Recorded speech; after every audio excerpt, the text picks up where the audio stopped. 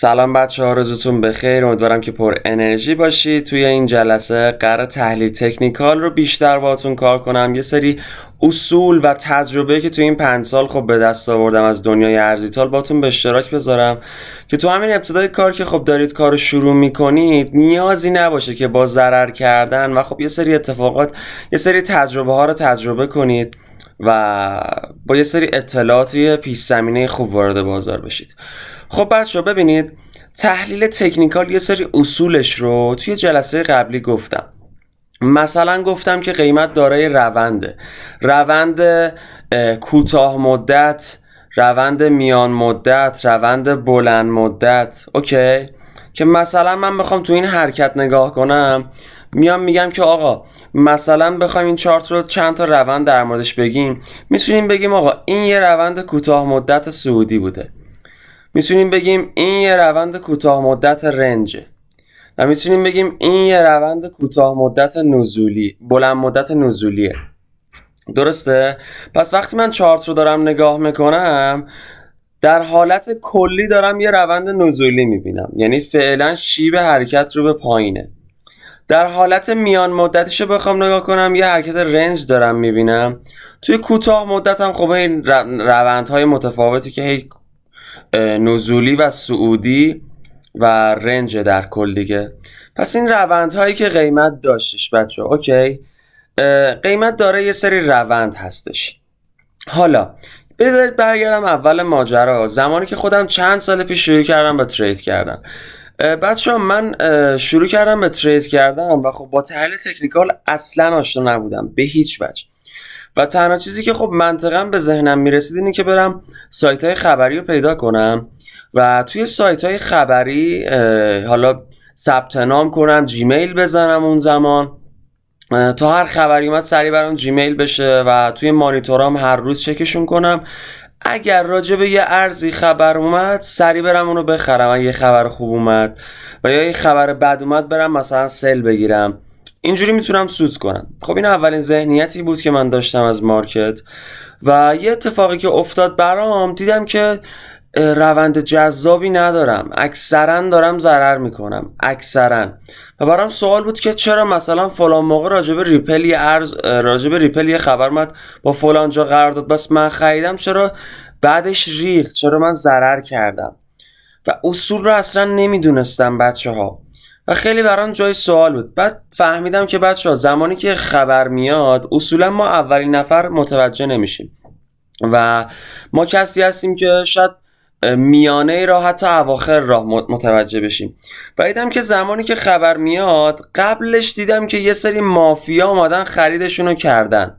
خب بعد بازار یه ذره ریزش کرده، بعد خبره اومده، من اواسط راه ممکن بوده ازش مطلع بشم و یا اواخر راه بچه ها.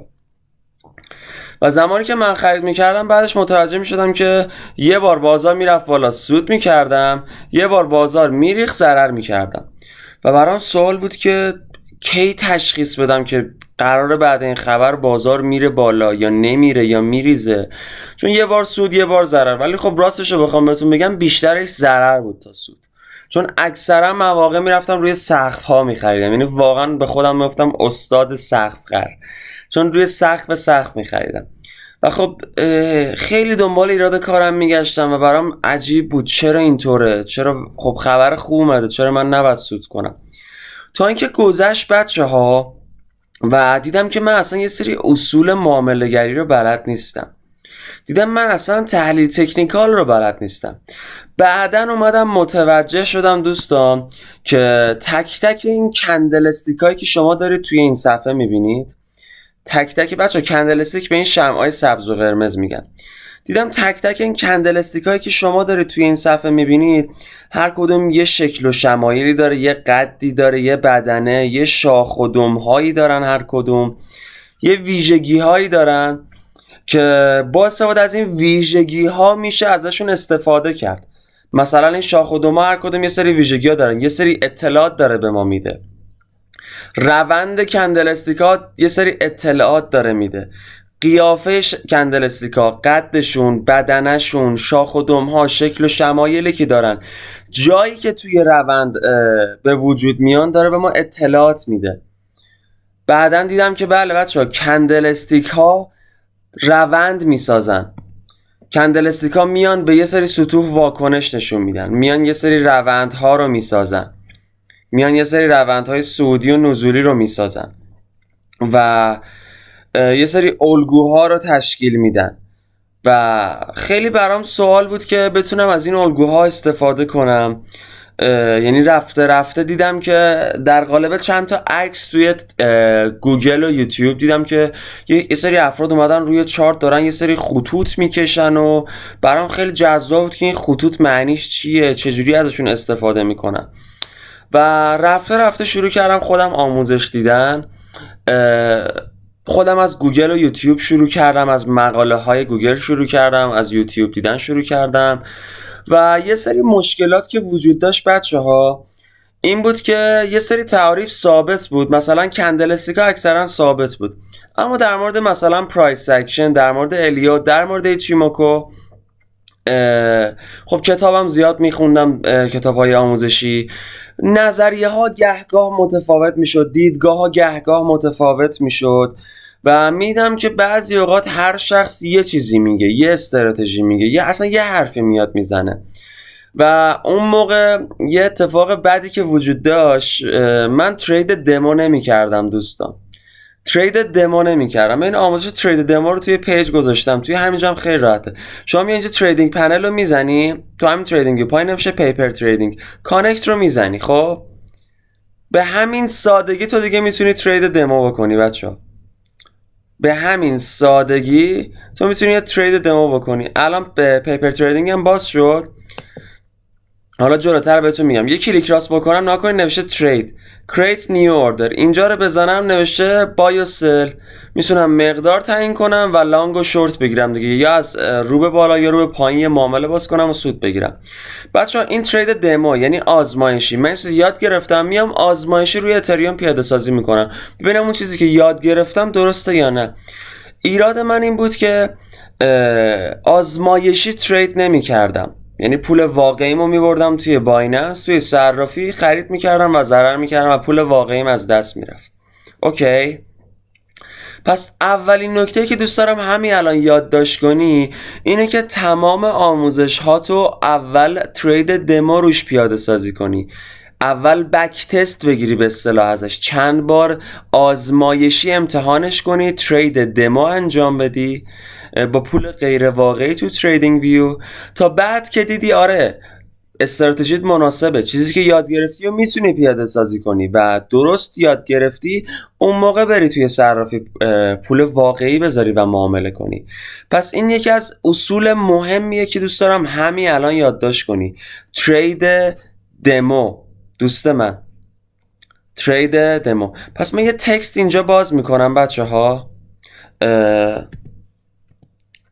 و براتون می نویسم ترید دمو. اوکی، حالا بعدن خواستم روش کلیک میکنم دوباره یادداشت میکنم دیگه. پس ترید دمو این بالا باشه بچه ها. موضوع بعدی دیدم کندل استیکا هم بهتون توضیح دادم دیگه، هر کدوم یه سری شکل و شمایل داره، پس من بیام کندل استیکا رو بهش اضافه کنم بچه ها. اوکی، کندل استیک.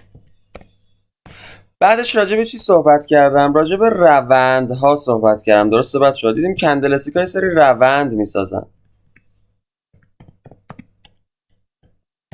بعدش گفتم کندل استیکا یه سری الگو میسازن، درسته؟ الگوها بچه ها به روندها ترند هم میگن بچه ها. ترند یعنی روند. خب دیدم که یواش یواش آموزش دیدم، فهمیدم خط روند چیه. خط روند چیزیه که خب کندل استیکا روی اون خط حرکت میکنن، یه جهتی رو میسازن، خب یه سری قوانین داره برای رسم کردنش. بعد اومدم دیدم که قیمت به یه سری سطح ها داره واکنش میده، از یه سری سطح ها داره میترسه و فهمیدم که سطوح حمایت مقاومت توی چارت وجود داره. حالا من همینجوری دارم رسم میکنم. فهمیدم که یه سری سطوح حمایت مقاومت توی چارت وجود داره و اونا رو باید رسم کنم و واکنش ها رو نسبت به اون در نظر بگیرم حتما. بعد فهمیدم که یه سری شکست معتبر و نامعتبر وجود داره که آیا این قیمت من این روند رو واقعا شکست یا نه. پس حمایت و مقاومت، شکست معتبر و نامعتبر. اوکی. بعد دیدم یه سری شکست معتبر و نامعتبر وجود داره و گاهی اوقات یه شکستی رو میدیدم خرید میزدم. اینو خیلی توی یوتیوب سخت فهمیده بودم چون یه ذره پراکندگی مطلب وجود داشت و دیدم که یه سری اوقات مثلا بر اساس شکست سطوح خرید میزدم، میشکست، میخریدم، بعد برمیگشت. بعد فهمیدم شکست فیک داریم، شکست معتبر داریم، نامعتبر داریم و هر کدوم یه سری ویژگی و خصوصیات دارن. اینا گذشت، یواش یواش پرایس اکشنم بهتر شد. تمرین کردم و سعی کردم استراتژی‌های مختلف رو بسازم. بعد فهمیدم که یه سری ابزار وجود داره به اسم اندیکاتور. بچه‌ها یه سری ابزار وجود داره به اسم اندیکاتور. بعد دیدم که مثلا مکدی هست، اندیکاتوری که خب خیلی اسمش میچرخید. بعد دیدم که مثلا RSI هستش بچه‌ها، اندیکاتوری که خب خیلی اسمش میچرخید بچه‌ها، استوکاستیک RSI. اوکی. و دیدم اندیکاتورهای مختلف وجود داره بچه‌ها، استوکاستیک مثلا. و دیدم که خب بچه‌ها اندیکاتور رو بخوام تعریفش رو بهتون بگم، بذار چارت رو ببرم بالا، فقط این مبحث اندیکاتورام باشه. نگاه کنید، من الان مکدی رو دارم بالا، وسط استوکاستیک، RSI دارم، پایین استوکاستیک رو دارم. اوکی. دیدم ببینید اندیکاتور یک ابزاری هستش، یک ابزاره که به مرور زمان ایجاد شده و یک سری چیزها رو توی کندل استیکا بررسی میکنه و یه سری خطوط رو ایجاد میکنه، یه سری دیتا اطلاعات به شما میده. یعنی با هر کندلی که ایجاد میشه بر اساس اون عرضه و تقاضا، بر اساس اون حجم و قیمت، حجم و خریدی که انجام میشه، خرید و فروشی که انجام میشه، اندیکاتور میاد یه مقداری حجم میخوره، یه نقطه ای رو ایجاد میکنه با توجه به اون کد نویسی که انجام شده. پس اندیکاتور در واقع فرض کنید مثل یک افسونه، مثل یک نرم افزار، مثل یک افسونه هستش توی تریدینگ که با توجه به قیمتی که ایجاد میشه، روندی که ایجاد میشه، میاد یه سری دیتا از قیمت میگیره از این کندلا و بر اساس اون یه نقطه ایجاد میکنه. هی اوکی. پس این هم شد روند اندیکاتورام که بر اساس قیمت میاد یه سری نقطه ایجاد میکنه. اوکی. حالا یه سری جاها دیدم واقعا تأسف میخورن که میگن استراتژی فوق‌العاده پولساز مکدی و RSI، استراتژی فوق‌العاده پولساز نمیدونم فلان و فلان. بچه‌ها ببینید، رو راست بهتون بگم، با اندیکاتور نمیتونید پول در بیارید. اندیکاتور فلسفه‌اش چیه؟ یا متقدمه یا متأخره دوست من. یعنی چی؟ اندیکاتور بچه‌ها یا زودتر از نمودار حرف میزنه یا دیرتر از نمودار حرف میزنه و قطعیت نداره. اندیکاتور فیل میشه. من خودم توی دوره جامعه نزدیک فکر کنم 10-15 تا 20 تا اندیکاتور رو به بچه‌ها معرفی کردم. یه سریشون رو براتون نام میبرم: مکدی، RSI، استوکاستیک، باند بولینگر یا بولینگر بند، پنجمیش ADX، ATR ششمیش، MFI شاخص جریان مالی. خیلی هست بچه‌ها، یعنی واقعا باید فکر کنم. پارابولیک سار، مووینگ اوریج ها و سایر اندیکاتورها که خب زیاد است دیگه. میگم خیلی باید فکر کنم بهتون بگم.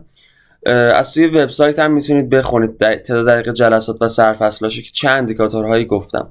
حالا خواستید براتونم تو همین دوره یه ریز اشاره‌ای بهش میکنم. اندیکاتور بچه‌ها برای تاییدیه گرفتن هست بچه‌ها، برای تاییدیه گرفتنه. پس حتما حواستون باشه که با اندیکاتور قرار نیست ترید مستقیم ما انجام بدیم. خب با اندیکاتور ترید مستقیم ما انجام نمیدیم دوستان. با اندیکاتور ما فقط ناکن اندیکاتور اینجا نوشتم فیبوناچی ATR MFI ADI پارابولیک سار بولینگر بند استوکاستیک والیوم RSI مکتی مووینگ اوریج این اندیکاتورها رو اومدم توی دوره بهتون گفتم. ما از اندیکاتور تاییدیه میگیریم، یعنی ما با پرایس اکشن بچه‌ها میایم یه روند رو تشخیص میدیم، یه نقطه ورود پیدا میکنیم، با اندیکاتور تاییدیه میگیریم که آقا نقطه ورود ما خوبه یا نه، یا یه می‌بینی مثل اطمینان خاطر میمونه. اندیکاتور مثل اون ابزاری میمونه که تو وقتی یه ذره شک داری نسبت به نقطه ورودت، اندیکاتور میتونه بیاد بگه آقا نقطه ورودت خوبه یا نه، نقطه ورودت ریسکی و بده.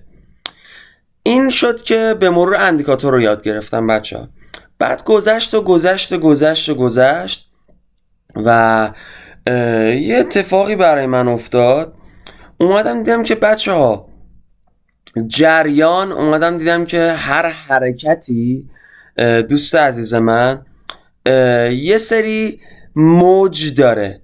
دیدم که استراتژیم تو پرایس اکشن بعضی جاها جواب نمیده، یعنی یواش یواش سودم داشت بیشتر میشد، ضررم کمتر میشد، اما بعضی جاها باز اشتباه میشد. و دیدم که توی ریز موج‌ها، توی حرکت‌های ریز نقطه ورود باز مناسب پیدا نمی‌کنم، یا گاهی اوقات طبق پرایس اکشن یه الگوی تشخیص میدادم می‌خریدم ولی فوراً فیل میشد و بازار میریخت و تعجب می‌کردم و هی برای خودم سوال بود که کجای کارم ایراد داره. پس من بچه‌ها بیام بالا بعد از این بحث شکست معتبر و نامعتبر که در موردش صحبت کردم، بیام در مورد اندیکاتورم صحبت کردم اضافه کنم. زبانمون فارسی کنیم. پس من میام اندیکاتور رو هم اضافه میکنم که بچه‌ها یه عالمه اندیکاتور داریم. اوکی، این هم از این. من اومدم دیدم آقا من یه سری الگو رو دارم تشخیص میدم. تو یه ذره برو بالاتر. دیدم یه سری الگو رو دارم تشخیص میدم، طبق اون خرید میکنم ولی چرا ضرر میکنم؟ چرا بعدش سریع بازار میریزه؟ مثلا یه خط روندی میادم تشخیص میدادم و برام خیلی عجیب بود. یه خط روندی رو میادم تشخیص میدم و خرید میزدم، ولی بعدش میدیدم که آقا بازار ریخته سریع و من به اون صورت نتونستم سود کنم و خیلی برام جای سوال بود که چرا این اتفاق میفته، چرا گاهی اوقات اشتباه میکنم. تا اینکه فهمیدم که بچه‌ها بازار موج شماری داره. در واقع شما هر حرکت رو میتونید در قالب یه سری امواج بیای و بشماری و این برای من خیلی جذاب بود. فهمیدم یه چیزی هست به اسم الیوت، نظریه الیوت بچه‌ها، که میاد حرکت‌های بازار رو در قالب یه سری موج میشماره و میاد به من میگه که بازار تشکیل شده از 3 موج فلان و فلان و فلان، از 5 موج فلان و فلان، که یه فلسفه‌ای وجود داره. جریان مافیا رو یادتونه بهتون گفتم؟ فلسفه‌شو بخوام بهتون بگم بچه‌ها، جریان مافیا رو میخوام بهتون بگم. ببینید، گفتم یه خبری میاد اول مافیا خرید میکنه و بعدش اتفاقی که میفته اینه که اول مافیا خرید میکنه. مافیا یعنی کسانی که قبل از سایر مردم از اون اتفاق آگاه بودن و بعدش اتفاقی که میفته تکنیکالیستا و فاندامنتالیستا وارد میشن و بعد هم موج 5 یا موج عوام غیر متخصص بازار. اومدم دیدم که هر حرکتی سایر یه سری امواج هستش بچه‌ها. یه 5 موجیه که به این صورته، یه ABC اصلاحی مثلا داشت. حالا هر کدوم از این 5 تا یه سری ریز موج داشت و هر کدوم از این ریز موج هایی که داخلش وجود داشت یه سری با موج قبلیش یه سری ارتباط ها داشت، یا با موج های همسانش یه سری ارتباط ها داشت، یه سری تضادها، یه سری شباهت ها داشت. و بچه‌ها امواج الیوت خیلی بهم کمک کرد که بتونم ریز موج ها رو خوب بشمارم. همین الان که شما دارید این چارت رو میبینید، من میتونم تک تک این حرکت های این چارت رو در قالب امواج برای شما رسم کنم. یعنی میتونم بیام بگم که این ریزشی که ما داشتیم به این صورت بوده، اوکی، و این برگشتی که داشتیم به این صورت بوده. یعنی میتونم بیام یه 5 موجی و اصلاحی برات رسم کنم و بیام بگم حالا این ریزش که من برات رسم کردم خودش از همین ریزش هم باز خودش از یه سری امواج رسم شده که تو برای رسم این ریز موجهاش باید خب یه تایم فریم بری پایین تر. اوکی، بچه ها دیدم امواج الیوت خیلی به من کمک کرد و باعث شد که از نظر ساختاری دیدگاه مناسبی داشته باشم. یعنی بفهمم که آقا الان توی موج چند بازاریم، توی موج چند و ریز موج چند بازاریم. چون اگه بدونی توی موج چند بازاری و ریز موج چند بازاری بهتر میتونی تصمیم بگیری که الان وقت خرید کردن یا فروختنه، وقت بای کردن یا شورت کردن. چون همونطور که میدونی توی دنیای ارزیتال شما هم میتونی از حرکت به سمت بالای قیمت سود کنی، هم میتونی از حرکت به سمت پایین قیمت سود کنی دیگه. به اصطلاح میگه معامله شورت گرفتن. بازار دو طرفه هست. خب حالت اولو بخوام برات توضیح بدم خیلی چیز واضحیه دیگه. حالت اولو بخوام برات توضیح بدم واقعا چیز واضحیه. تو اینجا میخری، این موج تشخیص دادی، تو اینجا میخری، اینجا میفروشی. بر فرض مثال تونستی از این بازه استفاده کنی دوست من، از این وسط استفاده کنی، به اندازه این درصد از اینجا تو سود میکنی، مثلا 90%. اوکی، حالا برعکسشو بخوام برات مثال بزنم، تو اینجا سل باز میکنی، اینجاها میبندی. یعنی چی؟ یعنی تو تونستی اینجا باز کنی، اینجا ببندی، از این فاصله استفاده کنی و 40% مثلا میتونستی سود کنی با ضریب 1. خب بچه حالت عادیه بخوام برات مثال بزنم همون خرید فروش معمولی تو سایر بازار هست. اما بازارهای جهانی مثل فارکس یا خب کریپتوکارنسی که یه بازار بین المللی و جهانی هستش، همه میتونن درونش فعالیت کنن، بازار دو طرفه هست. بچه ها سل گرفتن یعنی شما طبق آموزشی که دیدی تحلیل داری که قیمت دچار ریزش خواهد شد، یا طبق اطلاعاتی که از بیت کوین داری و میدونی بازار به بیت کوین وابسته است، مثلا بیت کوین داره میریزه، طبق این الگویی که بیت کوین تشکیل داده، طبق این الگو اتفاقاتی که و رفتارشناسی که توی چارت بیت کوین وجود داره، حالا من میخوام روی اتریوم در کنارشم شورت بگیرم و از ریزش قیمت استفاده کنم. اوکی، میاییم بالا یه معامله سل باز میکنیم. معامله سل چجوریه؟ الان بهت میگم. معامله سل اینجوریه، کلیک راست میکنی، ترید، کریت نیو اوردر، دیگه نوشته بای، بیا بزن سل. مثلا من هر اتریوم $2700، فرض کنید یه دونه اتریوم میخوام سل بگیرم. اوکی، حالا الان نمیدونم، الان بحثم این نیست که سود میکنیم یا ضرر رو، فقط میخوام نحوه سل کردن بهتون میگم. یه دونه اتریوم سل میگیرم، سل رو میزنم بچه ها، و اگه دقت کنید یه معامله سل برای من باز شد اندازه یه دونه اتریوم، و هر لحظه که بخوام توی این پایین میتونم بیام ببینم که معاملم در چه حالیه، چقدر سود و یا چقدر ضرر داده. اوکی، مثلا من یه دونه الان اتریوم رو واقعا سل میگرفتم، الان مثلا $0.5 سود کرده بودم. اوکی، پس این نحوه سل گرفتنه توی ترید دمو. توی واقعیت هم همینه. توی پیج نحوه سل گرفتن رو توضیح دادم، توی جلسه قبلی هم گفتم برید پستای پیج رو حتما ببینید. پس من میتونم از ریزش قیمت هم سود کنم بچه ها. اوکی، پس موردی که دوست دارم به این اضافه کنم به این کادرم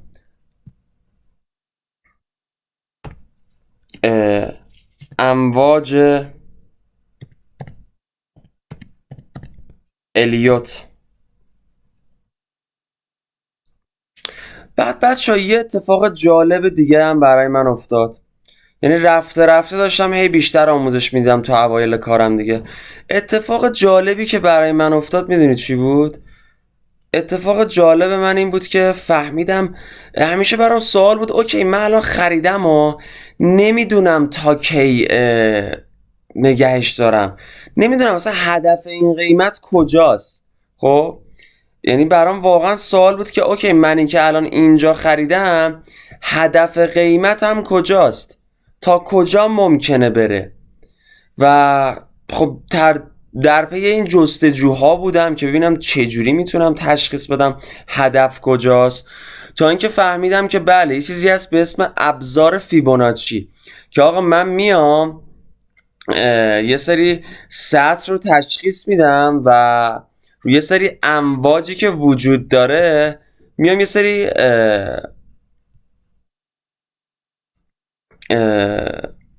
فیبو میندازم به اصطلاح و میتونم تارگت هاشو تشخیص بدم. فیبوناچی میتونم بیام بندازم روی امواج.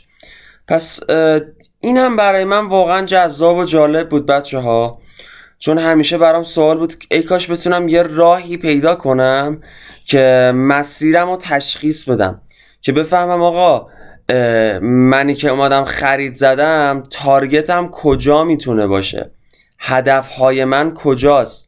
اوکی، هدفهای من کجا میتونه باشه و دیدم که بله دقیقاً طبق فیبوناچی میتونم اهداف متفاوت رو به دست بیارم. این که بفهمم چارت من دقیقاً تو چه سطوحی ممکنه حمایت بشه، تو چه سطوحی ممکنه به یه مقاومتی بر بخوره. و این شد که تونستم هدفها و تارگت های بهتری برای خریدهام بذارم و از ابزار فیبوناچیم استفاده کنم. شاید همین الان که من این فیبو رو انداختم روی چارت خیلی براتون سوال پیش اومده که خب چرا اینجا انداخت، چرا اونجا انداخت و چگونه اصلا میشه فیبوناچی انداخت، و قطعا همه این سوالا براتون وجود داره و خواهد داشت.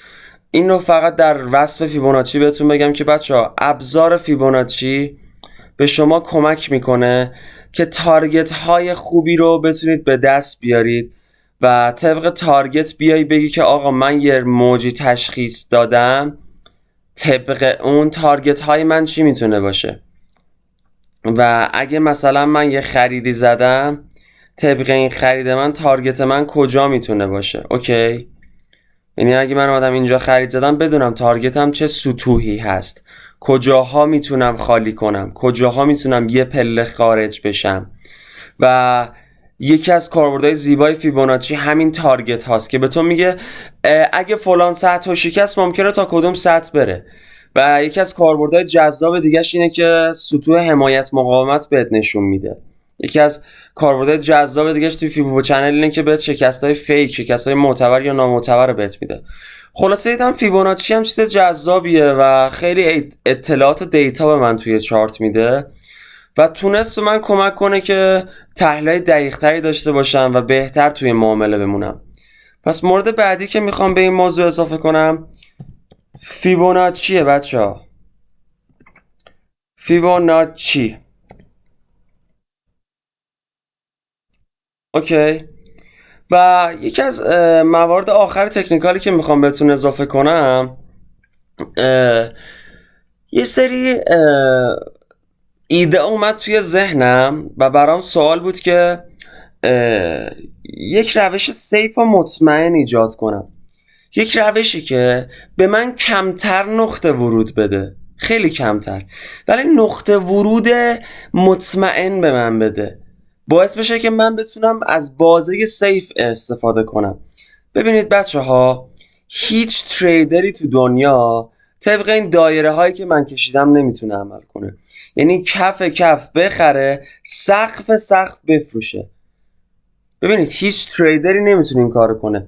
من به همهش دانشجوام گفتم هدف این نیست که اینجا بخریم اینجا بفروشیم. اگه این مسیریه که داره به ما سود میده، من دوست دارم که خودم و شاگردام از این مسیر استفاده کنیم. گرفتید؟ بازه سیف و مطمئن، یعنی در آرامش کامل، در اطمینان کامل وارد معامله بشم و در اطمینان کامل با سود خوب و مطمئن و با آرامش از معامله خارج بشم. پس ما قراره توی معامله گری یاد بگیریم از بازه سیف. من بهش میگم بازه سیف، بازه مطمئن. پس ما قراره از بازه سیف استفاده کنیم بچه ها. پس هیچ وقت دنبال این نباشید که سقف سقف خرید، کف کف خرید، سقف سقف بفروشید، یا سقف سقف سیل بگیرید، پایین پایین ببندید. هیچ کس نمیتونه اینقدر دقیق عمل کنه. دنبال روشی باشید که از بازه سیف بتونید استفاده کنید و به شما نقطه ورودهای مطمئن بهتون بده و نقطه خروجهای مطمئن بهتون بده. و این یه مبحث روانشناسی بود که دوست داشتم همین اواسط بهتون بگم. و اتفاقی که افتاد بعد شد دیدم که بله یه سری تیتر خونده بودم که همش میمد مینوشتش که ایچیموکو سیف ترین و مطمئن ترین سیستم معاملاتی دنیا. و فهمیدم که بله بچه‌ها یه سیستم معاملاتی وجود داره به اسم ایچیموکو. بچه‌ها ایچیموکو رو یه فرد ژاپنی ساخته به اسم هوسودا. بچه هوسودا کارش چی بوده؟ هوسودا کارش در واقع تجارت برنج بوده. خب اون زمان تجارت برنج تو ژاپن خیلی رونق داشت و همه تجارت برنج رو انجام میدادن. و هوسودا میومده میده که آقا من میام برنج رو میخرم، فرداش ارزونتر میشه، پس فرداش ارزونتر میشه. سری بعد میگم صبر کن الان نخر، پس فردا بخر، یه هفته بعد بخر، یه ماه بعد بخر، بعد برنج گرونتر میشه. حالا یه سری خریدم میخوام بیام بفروشم، میبینم فرداش گرونتر شد، سود از دست دادم. سری بعد صبر میکنم میبینم برنج ریخت، ضرر کردم. خلاصه یه سوال براش این بوده که بتونه یه سیستم معاملاتی ایجاد کنه که آقا من کی برنج بخرم یا نه کی صبر کنم چون میدونم قرار ارزونتر بشه، و بعد از خرید هم کی بفروشم، الان بفروشم یا نه چون میدونم قرار ارزونتر بشه، یا نه صبر کنم که میدونم قرار گرونتر بشه بالاتر بفروشم. و در پی پاسخ برای این سوالات ذهنیش بود که این سبک معاملاتی رو ایجاد کرد. بچه ایچیموکو اجزای مختلف داره. خط آبی رنگ بهش میگن تنکنسن، خط قرمز رنگ بهش میگن کیجونسن، به این ابره میگن کومو، بالای سنکو اسپن A، پایینی سنکو اسپن B، این خط سبزی که یه ذره از نمودار فاصله داره چیکو اسپنه. و بچه‌ها ایچیموکو هزاران نکته در نشقا بده، یعنی تک تک این اجزایی که میبینید هزاران نکته دارن، هزاران اطلاعات رو دارن. و من با یک ایچیموکو انداختن روی نمودار میتونم بهتون بگم که الان وضعیت نمودار چیه، وضعیت ارز چیه، میتونید بخرید نمیتونید بخرید، نقطه ورود داره نداره، و در حال صبر کردن باید باشید یا نه فوراً باید برید پرایس اکشنش رو بررسی کنید چون نقطه ورود واسه لانگ میده یا شورت. همه اینا رو ایچیموکو توی یک نگاه به من میگه، کاملا در یک نگاه. یعنی ایچیموکو رو یاد بگیری روی هر چارتی بندازی قشنگ تو همون ثانیه اول بهت میگه که خب دنبال لانگ باش، دنبال شورت باش، یا نه اصلا صبر کن الان وقتش نیست. ایچیموکو این حرفا رو با شما میزنه. و بچه‌ها ببینید هوسودا 30 سال اومد، اول اینو ساخت، بعد این اجزا رو ساخت، بعد این اجزا رو ساخت، بعد این اجزا رو ساخت، رفته هی جزء اضافه کرد، جزء کم کرد، عدد اضافه کرد، عدد کم کرد، دور تناوب‌ها رو تغییر داد. و بعد 30 سال بچه‌ها، بعد فکر کن 30 سال زندگی تو بذاری روی سیستم معاملاتی، خب قطعاً یه سیستم خفنه دیگه. اومد 30 سال زحمت کشید ایچیموکو رو داد. و بعد بچه‌ها ایچیموکو رو فرا گرفتم و دیدم که خیلی بهم کمک میکنه توی معاملاتم و یه سری توصیفات در موردش کردم که نقطه ورودهای مطمئن بهم میده بهم. و بچه‌ها اینم بهتون بگم ایچیموکو واقعا استاد اینه که بهت بگه تا کی تو معامله بمونی. یعنی قشنگ باهات حرف میزنه، یه ارزی رو خریدی بهت میگه که بمون تو معامله یا نه بده بره، قشنگ باهات حرف میزنه. پس ایچیموکو رو من میام به این موضوع اضافه میکنم. ایچیموکو درست. اوکی، اینم از این موضوع بچه‌ها که دوست داشتم در موردش صحبت کنم. مبحث تکنیکال رو به جایش اشاره کردم، سعی داشتم که یه سری ابزارها و پلتفرم‌های مختلف رو براتون معرفی کنم. ببینید بذارید ببینم چقدر زمان گذشته از ویدیومون، 34 دقیقه، خوبه. ببینید این میشه تحلیل تکنیکال. حالا تو تحلیل تکنیکال باید یه استراتژی شخصی بسازی. ببینید من هیچ وقت نمیام بگم فقط با ایچیموکو کار کن، فقط با الیوت کار کن. من شرکت کننده دارم ترکیب الیوت و پرایس اکشن استفاده میکنه سود میفرسته. من شرکت کننده دارم ترکیب پرایس اکشن و اندیکاتوره. من شرکت کننده دارم فقط ایچیموکوه. من شرکت کننده دارم ترکیب همه هست. خود من به شخصه واقعا میتونم بگم ترکیب همه است. بیس کارم پرایس اکشنه با یه سری اندیکاتور، ولی خب مود شماری الیوت هم دارم روی چارت و بررسی ایچیموکو هم دارم روی چارت. من نمیگم کدوم استفاده کن، من بهت همه رو آموزش میدم توی دوره‌های تخصصی، بهت همه رو 0 تا 100 آموزش میدم. تو میتونی استراتژی شخصی خودتو بسازی و کمک میکنم بهت که استراتژی شخصی خودتو بسازی، چیزی که فقط مختص توه، چیزی که تو باهاش راحت تری و بیشتر باهاش ارتباط میگیری و راحت تر میتونی ازش سود بگیری. این چیزی که من توی آکادمی آموزشی سعی دارم به بچه ها کمک کنم تا بهش برسن که استراتژی شخصی بسازن، نه چیز تکراری، استراتژی شخصی و اون روحیه دانشجویی و تحقیق بیشتر، تمرین بیشتر رو دوست دارم درونتون ببینم. چون باور کنید توی بازار بچه این جمله رو طلا بگیرید: کسی پولدارتره که آگاه تره، کسی پولدارتره که علم بیشتری داره، کسی پولدارتره که تمرین بیشتر، تجربه بیشتر و هی آزمون و خطای بیشتر، معامله های آزمایشی بیشتری داره. اینو به چشم دیدم توی شرکت کننده ای که تمرین نمیفرستاد به زور و همش هم از ضرر صحبت میکرد، از اینکه چرا درست نیست و فلان، و شرکت کننده ای که مدام تمرین، مدام سوال، مدام ترید دمو، اوایلش تو تریدهای آزمایشی ضرر میکرد ولی انقدر تمرین کرد که الان واسه من سود میفرسته توی معامله 100%، توی معامله 200%. که خب همه رو براتون استوری کردم توی پیج، توی هایلایت ها دیدید. میتونید همین الان وارد پیج اینستاگرام ما بشید و هایلایت ها رو مشاهده کنید. بخش سود معامله‌های زنده خودم هم میتونید ببینید، نزدیک 300 تا معامله.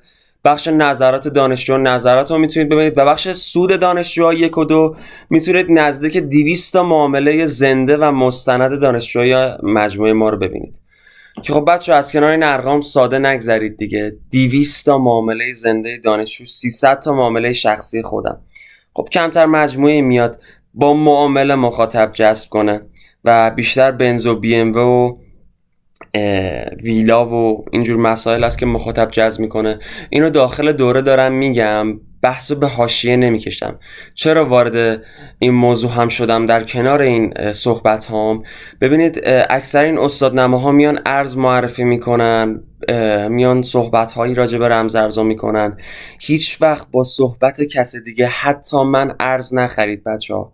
تحقیق خودتون، بررسی تکنیکال خودتون، بررسی فاندامنتال خودتون، با تصمیم خودتون بخرید و بفروشید و حواستون باشه اگه سودی میکنید خودتون باعث شدید سود کنید، اگه ضرری میکنید خودتون باعث شدید ضرر کنید، فقط و فقط خودتون. پس گردن کسی نندازید، آموزش ببینید، رو حرف کسی به هیچ وجه ترید نکنید، به هیچ وجه. این نکته‌ای بود که دوست داشتم کنار آموزش بهتون بگم. خب بچه‌ها مباحث تکنیکال رو گفتم تا حدودی، اما بچه‌ها من نزدیک میتونم بگم 9 ماه گذشت و دیدم که یه سری فاکتورها رو دارم رعایت میکنم. اولا که یواش یواش آخرش رو میتونم ترید دمو بکنم. بعد دیدم کندل استیکا رو خوب میشناسم. اوکی، پس بیام یه جمع‌بندی و مرور داشته باشم روی این بچه ها. یک اومدم دیدم که بذارید این برات بزنم اگه اشتباه نکنم. یک اومدم دیدم که ترید دمو رو دارم انجام میدم. 2 اومدم دیدم که کندل استیکا رو دارم خوب میشناسم بچه ها. 3 اومدم دیدم که روندها رو یاد گرفتم. 4مین موضوع دارم جمع‌بندی و مرور میکنم بچه ها براتون. 4 اومدم دیدم که دوست دارم برای شما مرور بشه که چه نکاتی مهمه. 5 اونقدرم دیدم که حمایت ها و مقاومت ها رو دارم میشناسم. موضوع بعدی 6 شکست های معتبر نامعتبر. 7 اندیکاتورها. 8 امواج الیوت. 9 فیبوناچی. 10 ایچیموکو. خب دیدم این 10 تا فاکتور رو دارم، اما یه موضوعی واقعا داره خراب میکنه بچه ها منو، واقعا یعنی به شدت گند میزد توی معاملات من. استرس. تحلیل میکردم شاید چیزی که خیلیاتونم بهش برخورده باشید، تحلیل میکردم، بررسی میکردم، حتی خیلی اوقات تحلیلم هم درست در میومد، اما میخریدم استرس داشتم، وارد معامله میشدم استرس داشتم. اوکی، الکی استرس داشتم و یه ذره ضرر میشد سری میدادم میرفت. مثلا چه بدونم 5 میلیون خریده بودم، 1 میلیون ضرر میشد یا 500,000 تا مثلا فرض کن ضرر میشد، سری میبستم میرفت. بعد 2 ساعت بعد نگاه میکردم، اگر نگه میداشتم 5 میلیون هم مثلا شده بود 7-8 میلیون، شده بود 6 میلیون، شده بود 7 میلیون یا حتی 10 میلیون. دیدم اون استرسه داره خراب میکنه. یه گاهی اوقات خریده رو میزنم، تو سود میرم طمع میکنم نمیفروشم، تبدیل به ضرر میشه. یا تو سود میرفتم استاپم آپدیت نمیکردم، باز میدم سودم رو از دست دادم. یا حتی اوایل استاپم نمیذاشتم و بعضی اوقات میدم که هی دارم مثل یه بک هولدر وارد ضرر میشم. خلاصه دیدم آقا من تکنیکم خوبه نسبتا، ولی روحیم داره کارو خراب میکنه. نشستم به فکر کردن، به کتاب‌های روانشناسی خوندن، روانشناسی بازار. بچه‌ها شما اگه این 10 تا فاکتور هم داشته باشی، 10 تا فاکتور هم داشته باشی، روانشناسی بازار رو درون خودت جان اندازی توی بازنده میشی توی بازار. و این افتخار رو دارم که از اکثر شاگردان، اکثر شرکت کننده، اکثر دانشجوهای مجموعه این جمله رو شنیدم که روانشناسی بازار توی دورها خوب کار شده. ببینید من با تک تک کندلستیکی که یاد میدم، تک تک موجی که آموزش میدم، دوست دارم یه مثال روانشناسی هم بزنم. یعنی روانشناسی بازار علاوه بر اینکه توی دوره‌ها تو جلسات آخر چندین بار در موردش صحبت کردیم و جلسات اختصاصی بهش تخصص دادیم، در طی آموزش‌ها، در طی جلسات هم با تک تک معاملاتی که میشد باز کنیم مبحث روانشناسی رو گفتم که درون ذهنیت مخاطب جا بیفته و از همون اول یه سری تجربه ها رو کسب کنه.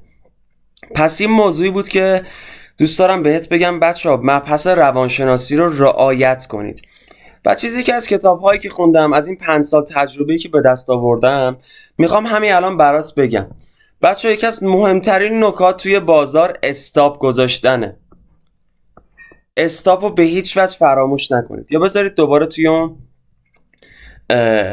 جدوله براتون یادداشت کنم. یکی از مهمترین نکات بازار بچه ها استاپ لاس گذاشتنه. حواستون باشه که همیشه باید استاپ رو رعایت کنید. استاپ لاس یعنی چی؟ استاپ یعنی حد ضرر.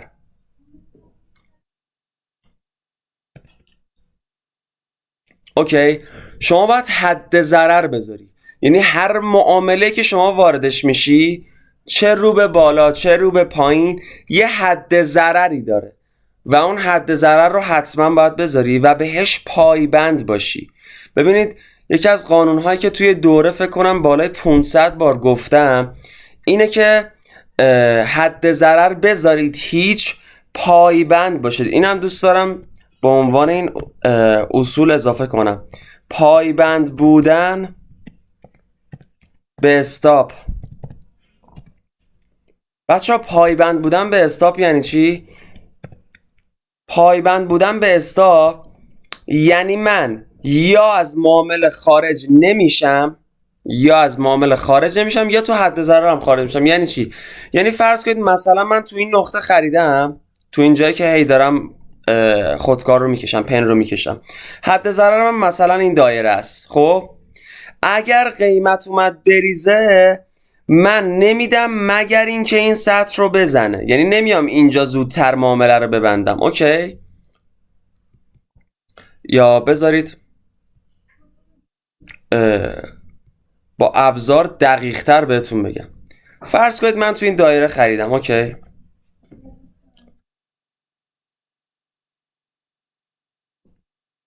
فرض کنید که من تو این دایره خریدم. بذارید یه جایی رو مثال بزنم که استاپ لاس معنی قشنگ تری پیدا کنه. خب فرض کنید که من اینجا خریدم بچه، من توی این نقطه تقریبا خریدم. اوکی، اینجا که پن رو دارم میکشم رو نگاه کنید. اوکی، این از این.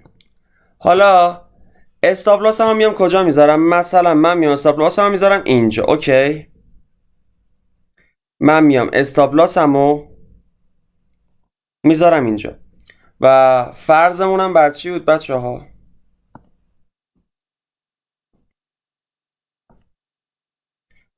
بذارید با کادر بکشم. فرض کنید من تو این ناحیه خرید زدم. اوکی، این ناحیه آبی رنگ رو نگاه کنید. فرض کنید من تو این ناحیه آبی رنگ خرید زدم به هر دلیلی. حد ضررم این خط زرد رنگه که نگاه کنید الان میام یه ذره درشترش میکنم که قشنگ توی ویدیو هم براتون بیفته. بذارید رنگش هم یه ذره زنده تر بکنم. اوکی، فرض کنید توی این دایره آبی من خرید زدم، حد ضررم گذاشتم اینجا به هر دلیلی. ببینید زمانی که من خریدم و زدم چه اتفاقی افتاده؟ یه ذره رفته تو سود و بعد رفتم تو ضرر دیگه، درسته؟ حالا من میام برای اینکه کمتر ضرر کنم اینجا میبندم. اوکی، میام اینجا با یه ضرری معامله رو میبندم. ولی نگاه کن، قیمت برگشت من میتونستم سر به سرم ببندم، قیمت برگشت من میتونستم توی سودم ببندم نسبت به پوزیشن اولم. صحبت من اینه، ببینید این خطوطی که من الان کشیدم و نقطه ورود و حد ضرر من کاملا بی دلیل بوده، یعنی صرفا در جهت این بود که برات بگم قانون بازار اینه، تو باید توی حد ضرر بدی بره. خب حالا ممکنه ایراد هم بگیرید از این، من صرفا فقط میخواستم بگم که حد ضرر باید بهش پایبند باشی. یعنی وقتی میگی آقا فلان سطح حد ضرر منه، یعنی من یا معامله نمی کنم یا معامله رو نمیبندم یا فقط توی حد ضررم میبندم. یعنی من اگه تو اینجا خرید زدم فقط روی 1711 دلار با ضرر میدم میره. اوکی، پس اگر میخوای توی بازار زنده بمونی پیشنهاد من به تو اینه که حتما استاپ لاس رو بذاری و بهش پایبند باشی. یعنی معامله رو یا نبند وقتی رفتی تو ضرر یا توی حد ضرر ببند. اوکی، این هم از اون موضوعی که من دوست داشتم در موردش صحبت کنم. پس پایبند بودن به استاپ و خود استاپ هم مهمه. موضوع بعدی که توی مبحث تکنیکال به نظر من از اهمیت بالایی وجود داره تارگت گذاشتنه، که گفتم طبق فیبوناچی شما میای تارگت. بچه تارگت یعنی هدف دیگه، قیمت هدف، کجا میخوام تو از معامله خارج بشم، که گفتم از فیبوناچی میتونیم استفاده کنیم برای تارگت گذاشتن، از خود پرایس اکشن هم میتونیم استفاده کنیم برای تارگت گذاشتن. میای تارگتت رو میذاری. و موضوع بعدی که دوست داشتم توی بحث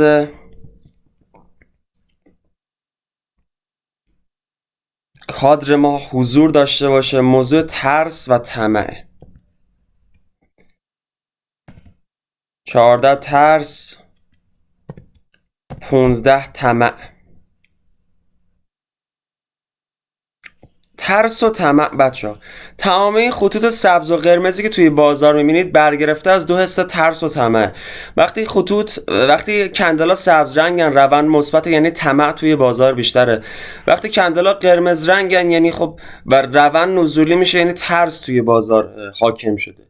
این کاملا برگرفته از این دو حسه. و نکته که در مورد این ترس و طمع میخوام بهت بگم، ببین تو زمانی که میای یه ارزی رو میخری، خب تو زمانی که یه ارزی رو میای میخری کندل استیکا رو باید شناخته باشی، روندها رو باید شناخته باشی، تمرین کرده باشی، ترید دمو باید یه عالمه کرده باشی، الگو، حمایت مقاومت، شکست معتبر و نامعتبر، اندیکاتور، امواج الیوت، فیبوناچی، ایچیموکو، استاپ گذاشتن، پایبند بودن به استاپ، تارگت. اوکی، تو 13 تا مؤلفه داری الان. وقتی با 13 تا مؤلفه، درسته، با 11 تا، با 10 تا بررسی تکنیکال و 3 تا قانون مهم وارد معامله شدی، حد ضررت مشخصه، کلی از نظر تکنیکالی و اون 10 تا عنصر اول رفتی بررسی کردی، میدونی کجا هم رفتی تو ضرر بدی بره، حد ضررت هم مشخصه، یعنی توی روندی بوده، تو اینجا خرید کردی، تارگتت مشخصه، حد ضررت هم مشخصه، از 10 جانبم رفتی بررسی کردی، پس چرا میترسی؟ اوکی، ببین دلیلی وجود نداره که تو وقتی از 100 جانب بررسی کردی و حد ضررت هم وجود داره داخل استرس باشی توی معامله. این رو تمرین کن و به مرور توی خود از بین ببر. ببین هی به خودت بگو یه دفتر باز کن. من توی اینستاگرام پستشو گذاشتم بچه‌ها، خیلی بهش اعتقاد دارم، خیلی بهش اعتقاد دارم. بهش میگن ژورنال نویسی. ژورنال نویسی. یه مثال از ژورنال نویسی برات بزنم. ژورنال نویسی یعنی ژورنال نویسی یعنی مثلا من اومدم روی بیت کوین BTC روی قیمت مثلا 40,000 لانگ گرفتم،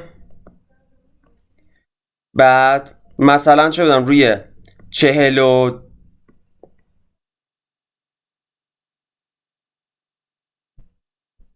مثلا روی 40,500 بستم.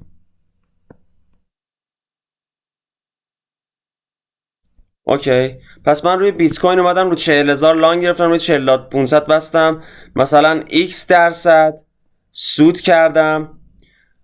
حالا ارز تو می‌نویسی، قیمتی که وارد معامله شدی می‌نویسی رو به بالا معامله کردی، رو به پایین، قیمتی که توش معامله رو بستی می‌نویسی، درصد سود و ضرر تو می‌نویسی و دلیل خرید تو می‌نویسی. ببین بچه‌ها این خیلی مهمه، دلیل خرید.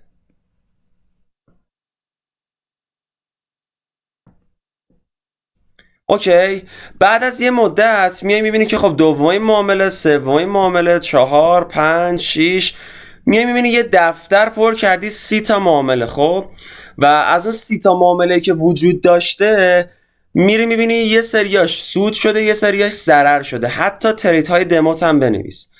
بعد تو اونی که ضرر شده برو ببین دلیل خریدت چی بوده.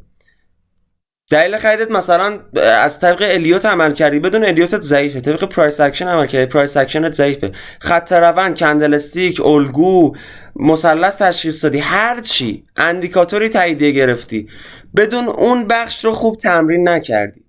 اوکی، تو اون بخش ضعیف هستی. پس ژورنال نویسی تو انجام بده.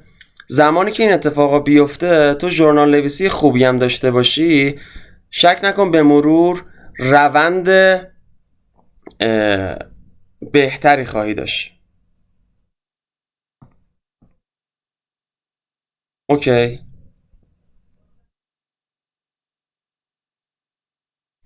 پس اینم از این موضوع که دوست داشتم در مورد ترس و طمع صحبت کنم.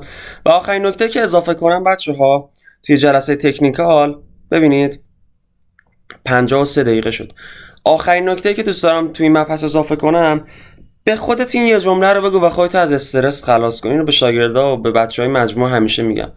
بگو آقا یا نمیدم معامله رو یا استاپ میدم بیره، تمام شد رفت دیگه، همینقدر ساده. استاپ لاس من رو تو بازار نگه میداره. اینم بهتون میگم قرار نیست همه معامله شما استاپ بخوره و ضرر کنید. اگه خوب آموزش ببینی به نظر من از هر 10 تا ممکنه 2 تا یا 3 تا استاپ بخوره. خوب آموزش ببینی از هر 10 تا 2 تا یا 3 تا ممکنه استاپ بخوره که طبیعت بازاره، باید ضرر کنی. با این کنار بیا که بازار ضرر هم داره، فکر نکن فقط سوده. بازار ضررم داره، طبیعت بازاره، تو باید ضرر کنی. خود من بارها ضرر کردم و این یه جمله رو به خودت بگو، یا معامله رو نمیبندم یا تو استاپ میبندم و خودت از استرس رها کن و خوب هم آموزش ببین. خب بچه این مبحث روانشناسی بازارم یه جورایی اومد توی جریان و ترس و طمع رو من دوست داشتم اضافه کنم و پایبند بودن به یه سری اصول، پایبند بودن به تکنیکال، همه اینا تحت عنوان کنترل هیجانات و احساسات، همه اینا تحت عنوان روانشناسی میشه ازش نام برد. پس مبحث روانشناسی بازار، همه اینا میشه تحت روانشناسی بازار ازش نام برد و نکاتی هست که باید رعایت کنیم. پس بچه الان ما فهمیدیم که سبک‌های مختلفی برای تحلیل وجود داره و خیلی چیزها هست که باید یاد بگیریم و خیلی اصول بازار هست که باید فرا بگیریم و خیلی تمرین باید بکنیم، مباحث روانشناسی رو باید یاد بگیریم.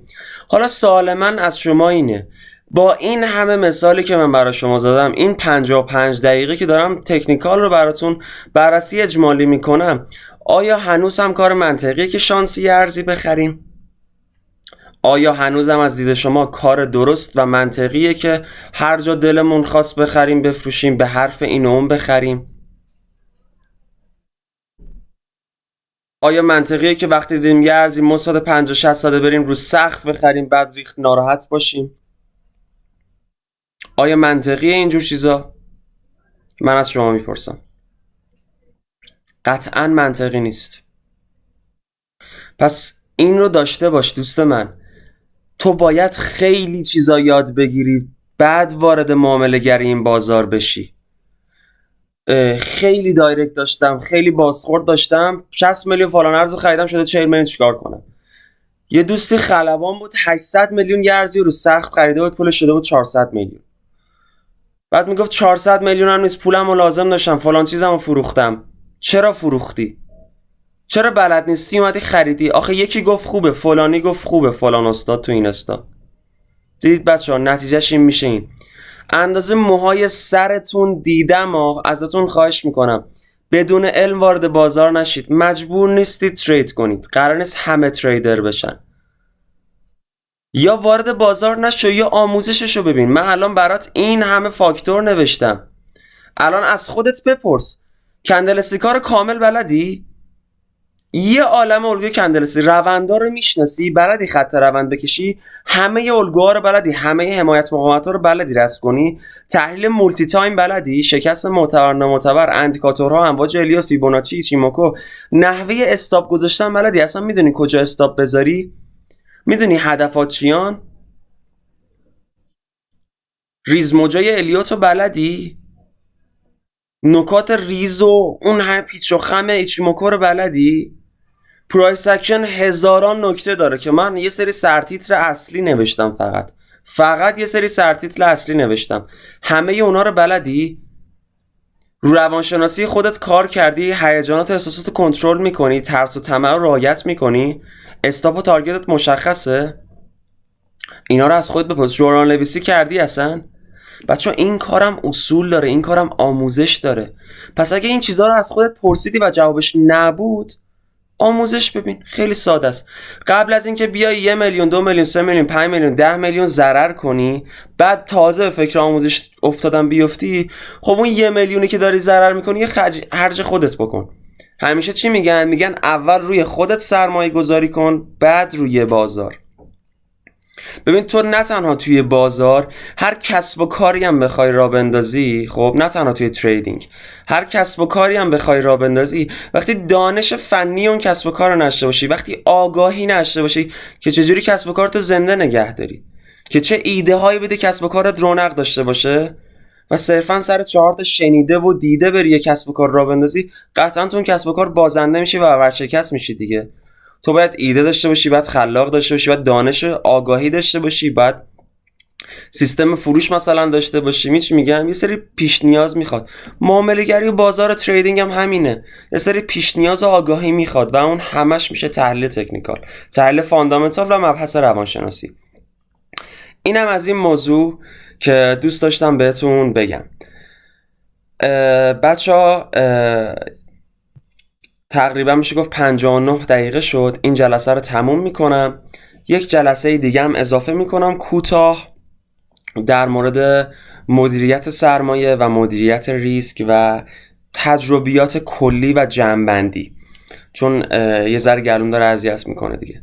جلسه بعدی آخرین جلسه مینی دوره است. امیدوارم مفید بوده باشه این جلسه براتون. از پست رایگانمون توی همین وبسایت هم میتونید مشاهده کنید، از این اینستاگرام هم میتونید کمک بگیرید.